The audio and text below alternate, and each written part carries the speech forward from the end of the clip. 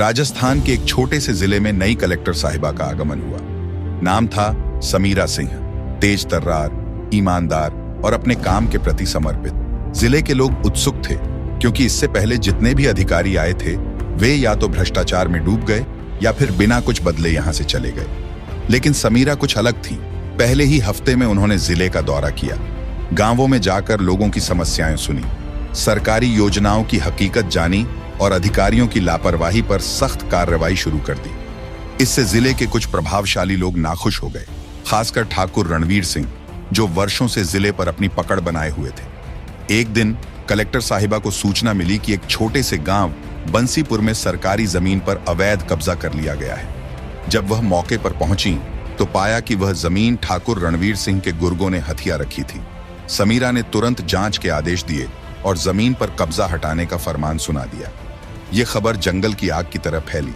कुछ ही घंटों में ठाकुर रणवीर सिंह के आदमी कलेक्टर ऑफिस पहुंच गए। उन्होंने धमकी भरे लहजे में कहा, मैडम, इस जिले में कानून वही चलता है जो ठाकुर साहब चाहते हैं। इससे पहले भी कई अफसर आए और चले गए, आप भी अपनी हद में रहें। समीरा ने उनकी आंखों में आंखें डालकर जवाब दिया, यहां अब कानून की हुकूमत चलेगी, ठाकुर की नहीं।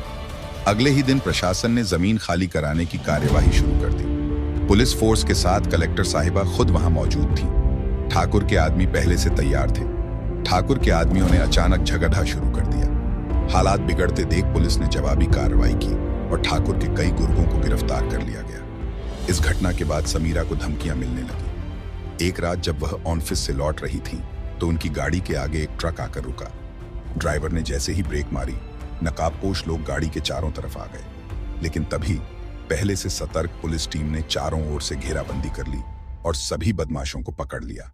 ठाकुर रणवीर सिंह की गिरफ्तारी के बाद पूरे जिले में हलचल मच गई। जिन लोगों को लगता था कि इस जिले में बदलाव असंभव है, अब वे समीरा सिंह को नई उम्मीद की तरह देखने लगे। कुछ ही महीनों में जिले में अपराध की दर गिरने लगी, भ्रष्टाचारियों में डर बैठ गया और सरकारी योजनाएं जमीन पर उतरने लगी।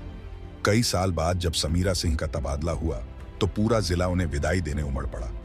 एक बुजुर्ग ने उनके हाथ पकड़कर कहा, बेटा, तुमने हमें न्याय दिलाया, हम तुम्हें कभी नहीं भूलेंगे। समीरा की आंखों में नमी थी लेकिन चेहरे पर सुकून था।